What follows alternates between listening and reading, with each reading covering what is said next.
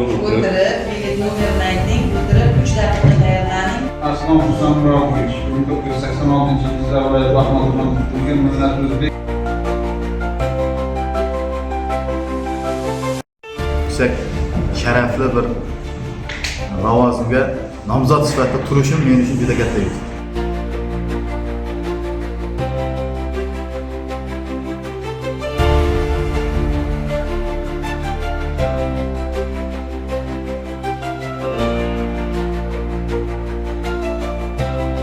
Buradagi nomzodimiz Bababek va Nazokat Abdumannanovna.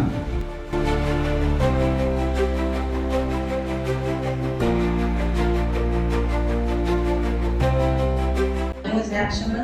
Kayfiyatlaringiz yaxshimi? Suhbatga kelishingiz bilardingiz, xabaringiz bor. Sizni mutaxassisligi sariq yo'nalishi. Shohbosh shoir Davlat arbobi vatandoshimiz Zahiriddin Muhammad Boburning Boburnoma asari dastlab qanday nomlangan?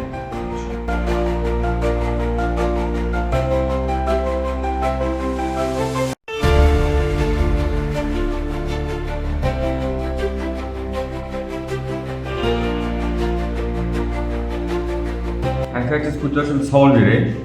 Qovg'a burji haqida gapiring.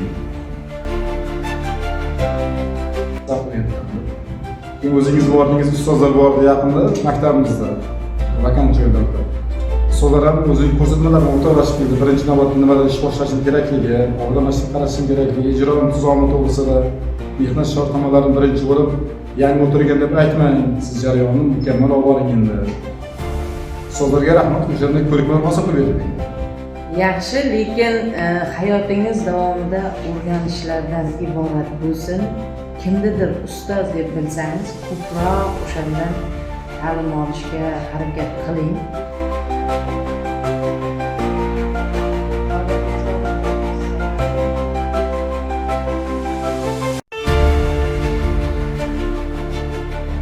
o'n 19-yilgacha qishloq xo'jaligida texnikalar yuritganmiz.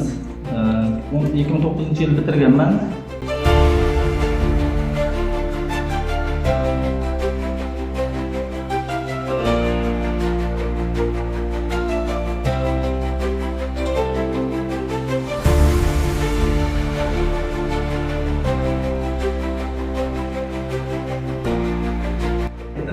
Sizlarni ko'rib. O'sha menga omad tiladi, ta'limotdan chiqardi, biz barobarga tabriklayman. Omad sizga ishonamiz deb Xudoga shukr yaxshi xabar to'plab 77,5 bilan bilan zo'r. Yashang. Yaxshilik. Rahmat sizga. Omadingiz bersin. Sog' bo'ling, salomat. Rahmat.